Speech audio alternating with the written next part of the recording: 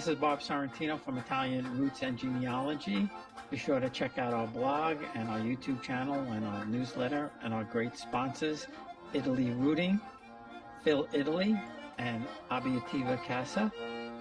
And my great guest today is Maureen Taylor, the photo detective. So welcome, Maureen. Thank you for being here.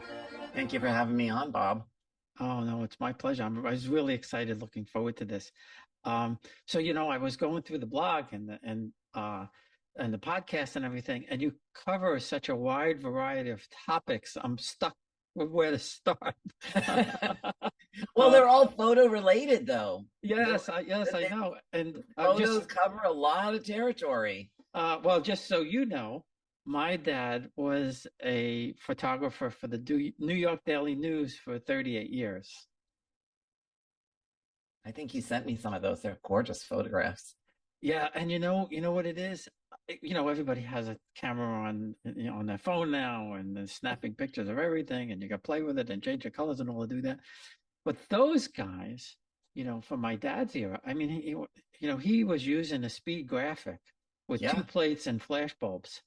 Yeah. And doing, these fires and police actions. And it's amazing, isn't it?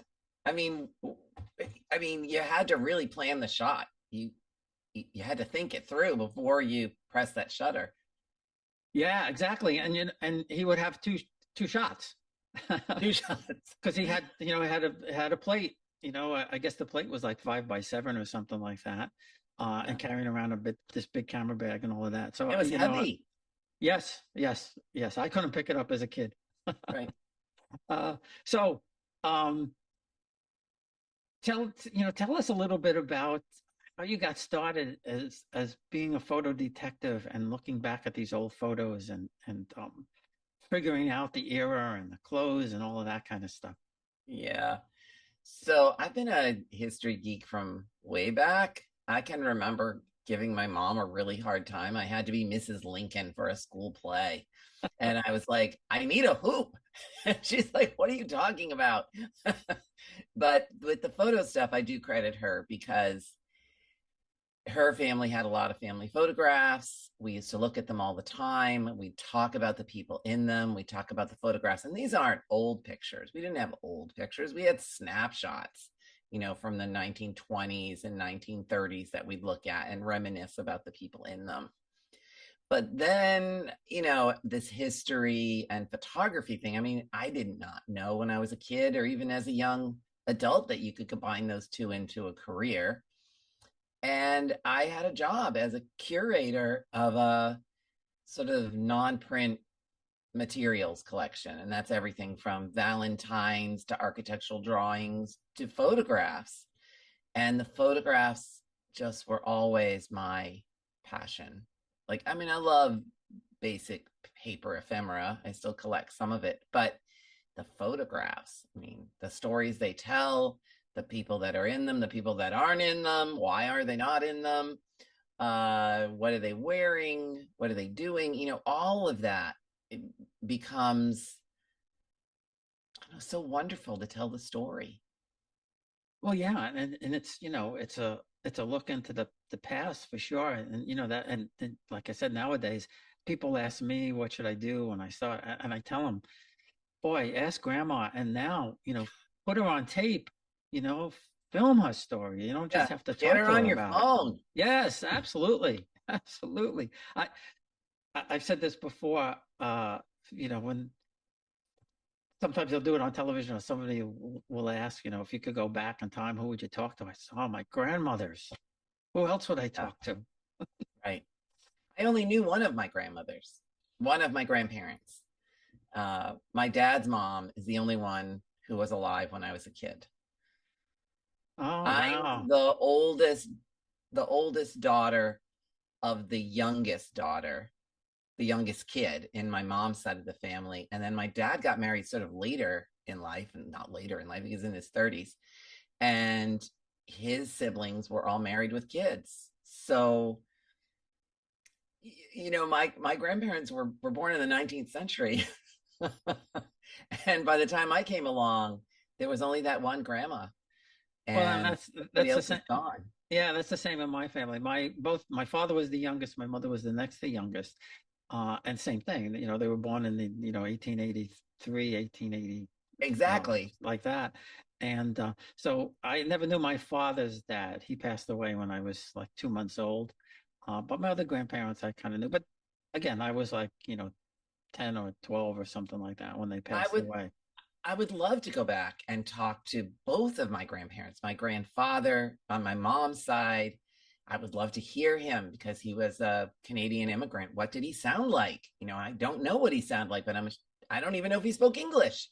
Uh, and my grandmother and my grandparents on the other side, but I did have one link to them, and that is, I mean, she's my cousin too, but we always call her my dad's cousin. Her mother was my grandmother's sister, and her mother got married in her 40s and had children. And so this woman is still alive, and so I can sort of skip a generation when I talk to her. She has like a whole new perspective because my great grandfather is her grandfather. Not that she knew him, but all the stories came down through her. So that's the closest I can get to time travel, is So, talking to Jeanette. well, the photos are actually, that's a form of time travel, right? Right. And she gave me all of her family photographs not that long ago, which is wonderful. So I have that whole side of the family that I didn't have pictures of. So when you find a photo from, the 1880s, 1890s, early 1900s or stuff like that, um, what what grabs you in that photo, when you first look at it? Okay. So I've been looking at photographs for a long time. We won't talk about how long. So, what grabs me in a photograph is the unusual thing that I might not see in another photo, because a lot of photos are similar. They wear similar dresses or they pose similarly or the format is similar. But what are they doing with their hands, or what little piece of jewelry are they wearing, or what's in the background? There's always something that grabs me that for me is the doorway into the story. Yeah, yeah, I could, as you're saying that, I'm kind of envisioning it, because, uh, yeah, there may be a mirror or a picture hanging on the wall, or Something. Or yeah, where was it taken? Right? Suddenly it's like, where was that taken? And my clients often don't see those little details. They're so used to just focusing on the faces and in their minds hearing the stories about the person in the photograph that they overlook it and they'll go, she's wearing a necklace? Like, yes, let's talk about the necklace. And that's why I cover such a wide range of topics on the podcast, because it's about all the different little things that play into identifying a photograph or telling the story of a photograph. But also, I love history. And so I include some general history things too, because you never know where that intersection is between the photograph, your family history, and just history in general.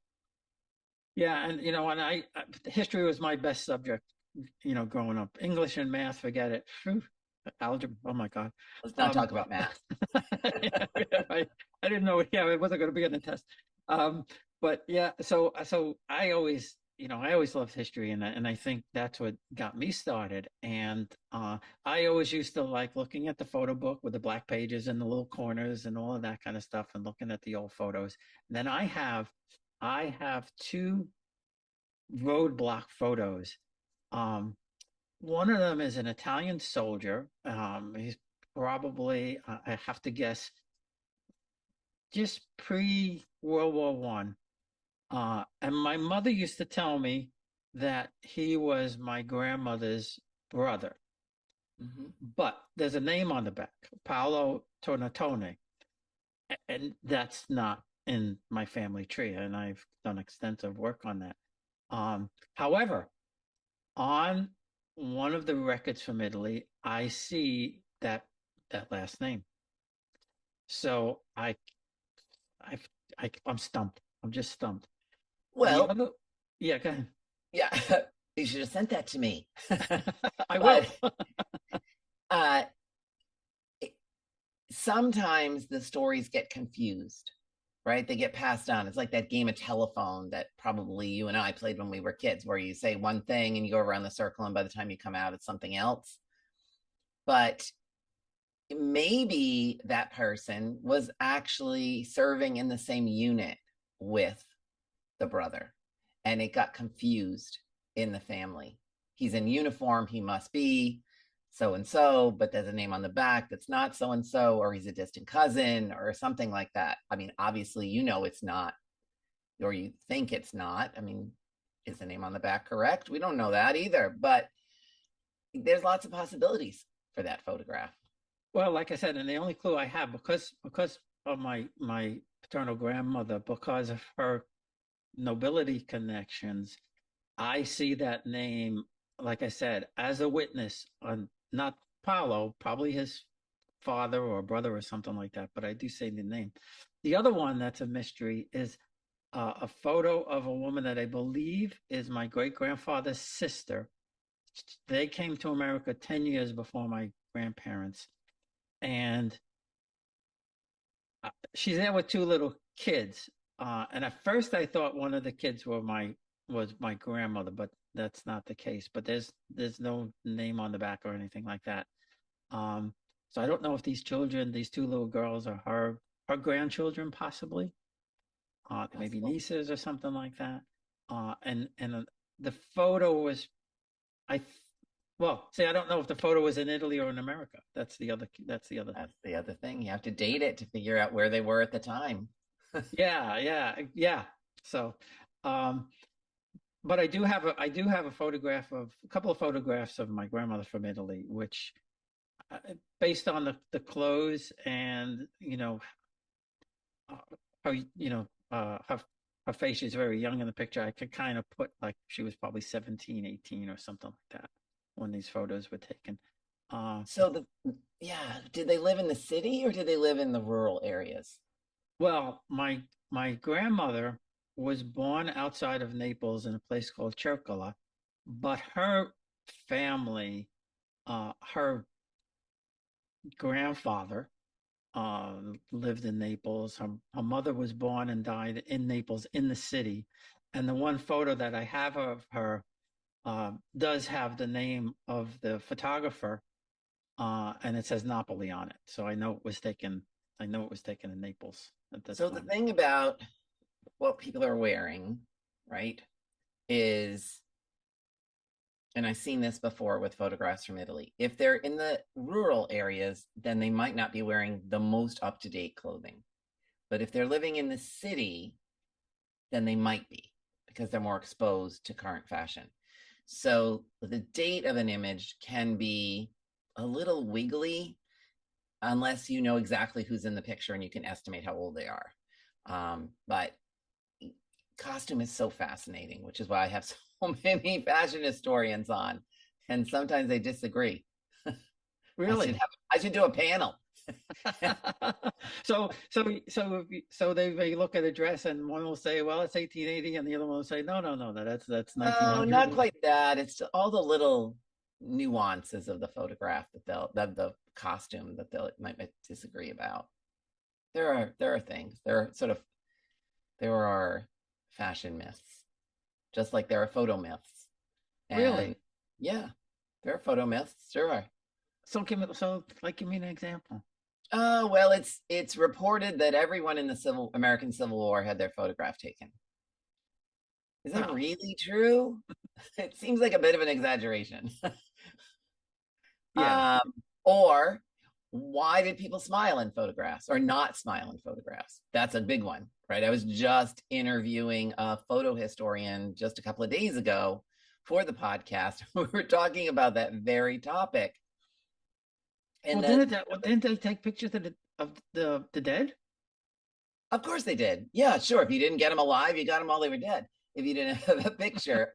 But the smiling thing is, God, I mean, ask every person and they'll have a different answer. They'll be like, oh, they're dead, or they had bad teeth, or what was the other one? Oh, anyway, we talked about it and he and I agreed that The reason people didn't necessarily smile, oh, the cameras weren't fast enough. That's the other one. Yes, I heard that. Yeah, Yes. no, that's not true. The cameras were pretty fast.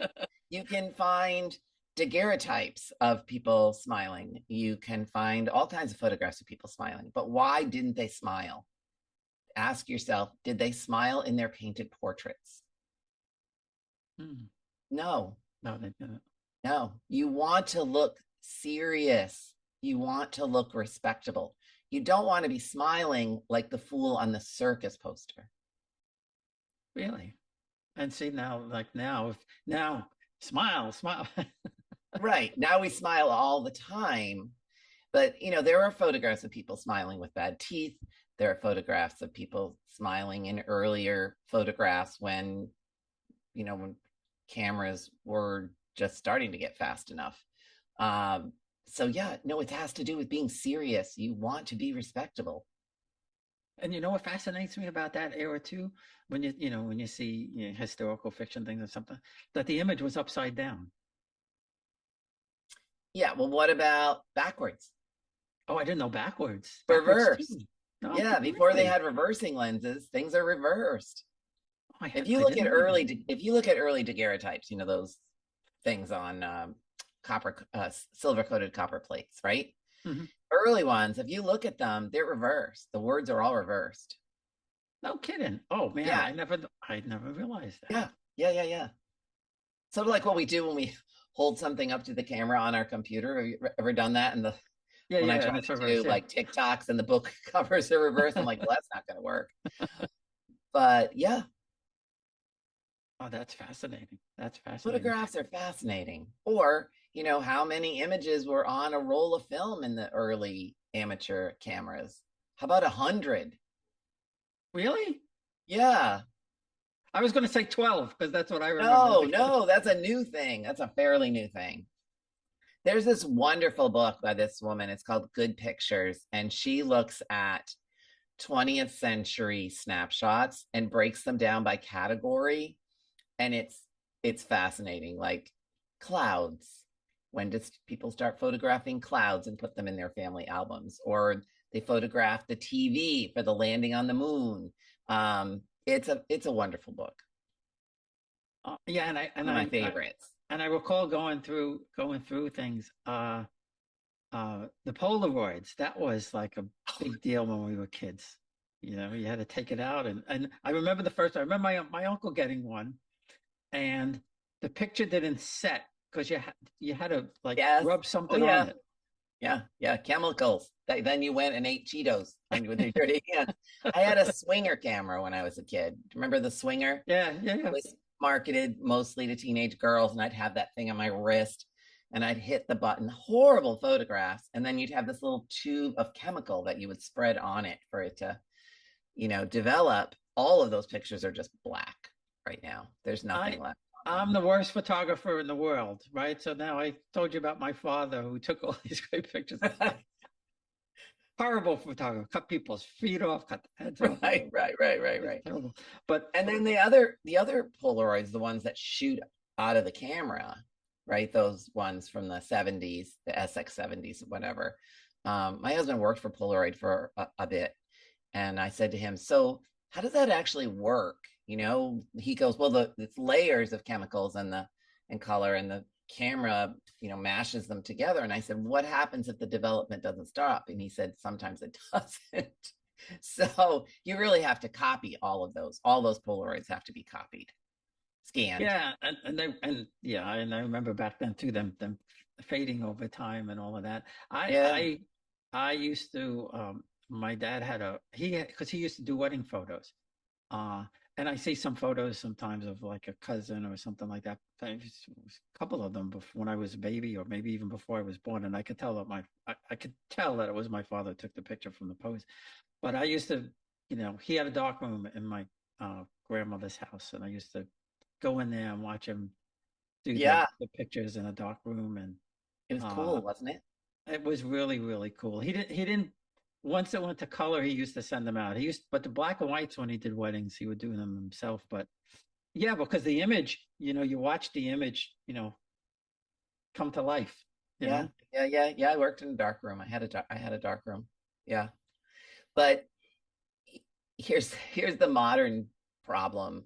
People are still shooting film. You can still get film, and they shoot film, and then the developer, the company developing it, uploads all those images to a website, right? Nobody goes and picks up their prints. They're sitting at Hunt's Camera down the street from me. They have a huge box where all of these prints are sitting. People, they don't need them. They have them digitally.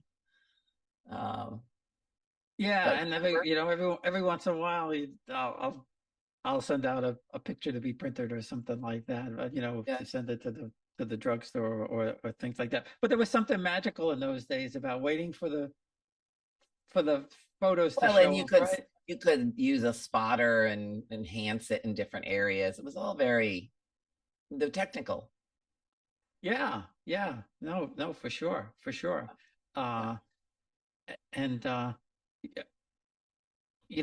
having grown, I used to see my father's pictures on the paper.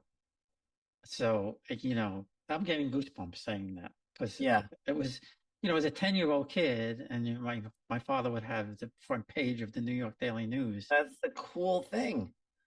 Yeah, and every once in a while we would be in the paper. I'll send you the picture of me in the paper, and uh, uh, I had a a a little girlfriend, I guess, for lack of a better word, in kindergarten, and my dad took the picture, put her in the How paper. how long was your dad a photographer before he worked for the New York Daily News? He wasn't. He pretty much self-taught. He Mm. became a copy boy at the Daily News. And when the war broke out, he enlisted in the army and he wanted to be um, a combat photographer. And Oh, they told him, well, you have to be a professional photographer to be a combat photographer. But then they said, but the life expectancy, listen to this, for a combat photographer in World War II is 6 months. yeah. So they sent him to, we're from New York. They sent him to Fort Monmouth, which I live not far from now, uh, and put him in signal school. But he had a punctured eardrum. So they sent him out. He got, discharged from the army. And because all the photographers were in the service, he became a photographer in 1944. When the war ended, and the photographers came back, he was a newsreel movie person for WPIX Channel 11 for several years, and then eventually got back into the news. Yeah. But he loved his job. They offered to make him a boss, so he didn't want to be a boss. He just wanted to be on the street. Yeah, I can imagine that. He was where the action was. Yeah, yeah, no, exactly. And my cousin also became my cousin became a photographer. A couple of cousins that from my dad's family, from his sister, they became photographers. Probably, probably because of him. Mm. Um, so let's talk a little bit about your website and your podcast. So what do you tell people in the podcast, or what kind of guests do you have? Let's start there. I get everyone from photo historians to fashion historians to nonfiction writers. Uh, 1 month I did all historical fiction authors, which was fun because I like historical fiction. So I was like, ooh, let me see if I can get interviews with my favorite people. Uh, and what else? Oh, it's whatever. Sometimes I have jewelry experts, I have mourning jewelry experts. This past week, I had a person who wrote a workbook on going to the cemeteries. It's all family history, photography, history related. I have a great guy. I'll send you his name. He wrote a book about the fashion of the nobility uh, in the Renaissance Cool. in Italy. It's fascinating. It's really a super interesting book. Well, Uh, the thing about fashion is it comes back again. My mother always said, wait long enough and the fashion of your youth will come back again. I've lived long enough, Bob. I see it in the stores. I'm like, ooh. And it's like that for generations. Some of the same styles or pattern, maybe not the, the length of the skirt. And certainly, thank God, the bustle hasn't come back. But although we have those peplums, but patterns and jewelry, hairstyles, all kinds of stuff comes back again and again. And I think it's interesting to see the history behind those things. Yeah, and he goes deep into that about the colors and how only certain colors could be worn by certain people, like the purple Yes, and all of that kind of stuff. yes. But I'm always intrigued. We'll watch, because we like to watch these historical type fiction shows and stuff like that. I'm always fascinated about the hats people wear, and like how they convinced everybody to wear this kind of hat. Well, think about some of the fashion we have, right? In 50 years or 100 years, people will look back and go, wow, could they really have worn those ripped jeans? Why did they do that? Or, I'm a big fan of the Gilded Age because it's the on HBO because it's shot here in Rhode Yes, Island, yes, yeah. partially, right? So, but I'm very critical of these historical shows because I want to know that they're accurate, and they are. The Gilded Age the hats are just gorgeous. Yeah, I mean fashion. I have a couple of books. Let me mention my books. Oh yes, please. If you have photographs that you want to learn how to take care of, I have Preserving Your Family Photographs, brand new edition, just out in 2023, and it even includes a whole section on photo enhancements and software and websites. Metadata is covered because, of course, a lot of us have digital images. And then I have Family Photo Detective, which is really the basic guide to looking at your photographs critically and telling their story and dating them and looking at all the details, stuff like that. So now, so can people send you their photographs and you'll do Yes, that for them? yes, I have photo investigations or consultation slots, generally on Wednesdays or Fridays. But if that doesn't work with somebody's schedule, they just have to email me and we'll set up a time.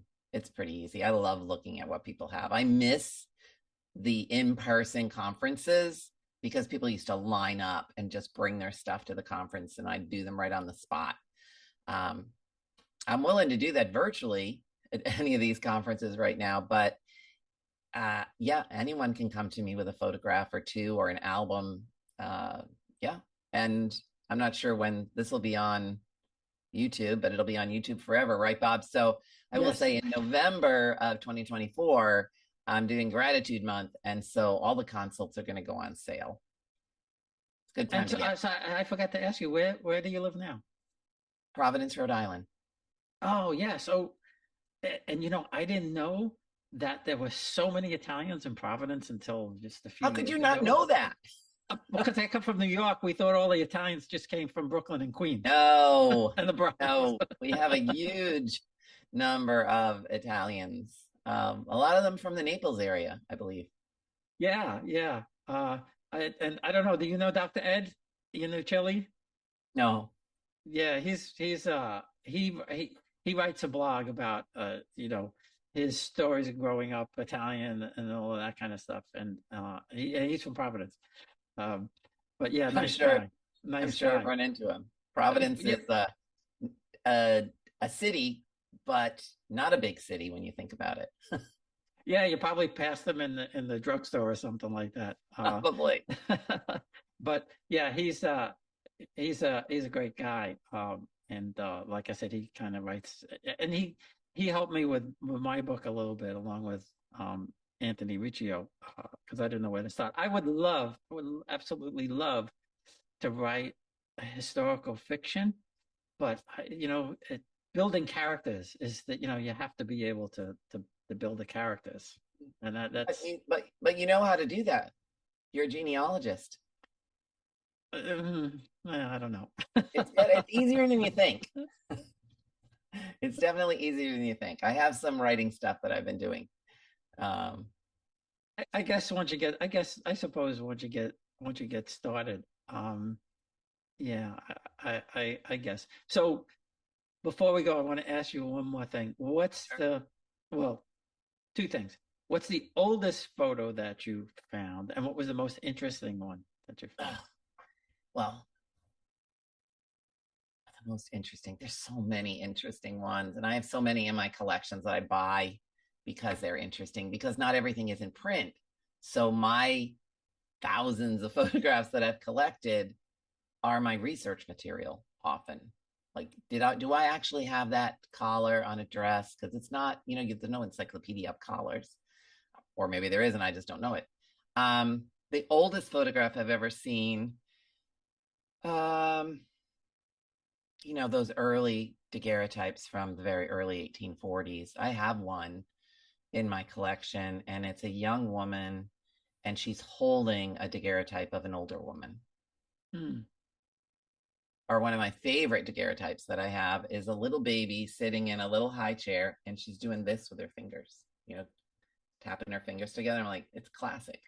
And she's Yeah. smiling, and they've colored her dress, so it's like a red dress. It's just wonderful. Um, if you think about paper photographs, and the earliest paper photograph I've seen, certainly I've seen the exhibits on salted paper prints in England. There was an exhibit I went to in Edinburgh, but also at the big shows that used to be in London. I used to go to those, the Who Do You Think You Are live shows, and I'd be in the booth looking at 500 photographs a day. I brought a clicker with me once to count them, and the team of us would look at like literally 500 photographs a day. It was exhausting. And somebody had a really early card photograph, from the mid 1850s, which was kind of cool. It was very Wow, cool. that's nice. Um, Now, do you know Kate Kelly by any chance? Do you know Kate? I should know Kate Kelly You because should she know Kate. literally lives about 3 miles from me, Get out of but here. our paths have never crossed. No, Oh, literally about 3 miles down the road. oh, you have to get in touch. I mean, she's really a sweetheart, and I mean, she does all of this stuff. Just I don't know how she does it. I don't know how she finds all these photos and collects them, and then Yeah. returns them to the Yeah, and then family. she returns them. I have not had great luck with that. So, I give her credit for having good success with that. Most of the other people I know that do the returns, it's like a 50-50 thing. You get 100 photographs and you can return 50 of them, or you get 10 and you can return five. It's harder than it looks, much, much harder. I'm sure, and she's relentless. I mean, I know she's worked on some of them for like a long, long time, and then all of a sudden she's, oh, I found it. I found it. I've got some and I've tried, and they are not going anywhere. Um, They're uh, part of my collection now. so thanks again. Why don't you give the names of your books again and the website? Sure. So my website is maureen.taylor.com, and that's Maureen Taylor, Taylor.com. My two books are Preserving Your Family Photographs and The Family Photo Detective. They're both available on my website and on Amazon, of course. And my podcast is called The Photo Detective, and it's available everywhere there's podcasts. Great, super. Well, thanks again. I really, really appreciate it. This has been fascinating. I loved it. This has been Thank great. you. Thank you, Bob.